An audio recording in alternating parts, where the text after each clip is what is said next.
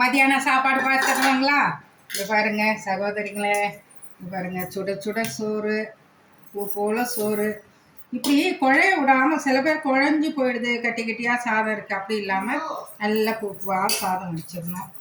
வடிச்சிட்டு பாருங்க சாம்பார் பாருங்க, மல்லிகைப்பூ சாதம் மணக்கும் சாம்பார். சாம்பார்னா எனக்கு ரொம்ப பிடிக்கும் சகோதரிகளை.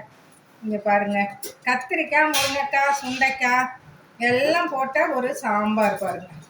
சாம்பார் முருங்கைக்காய் காணோம், இந்த முருங்கைக்காய் வச்சு இங்கே பாருங்க ஒரு கூட்டுங்க. இதாங்க இன்னைக்கு ஸ்பெஷலுங்க. இன்னைக்கு என்னன்னு கேட்டிங்கன்னா சொரக்காய் கூட்டு. இங்கே பாருங்க இது போல் பருப்பு போட்டு நல்லா கொஞ்சம் இப்படி வச்சுக்கணும். குழந்தைங்களுக்கெல்லாம் இந்த வெயிலுக்கெல்லாம் சகோதரிங்களே நம்ம சொரக்காய் வெள்ளரிக்காய் இந்த மாதிரிலாம் கூட்டு செஞ்சு கொடுக்கும்போது குழந்தைங்களுக்கு ரொம்ப விரும்பி சாப்பிடுவாங்க.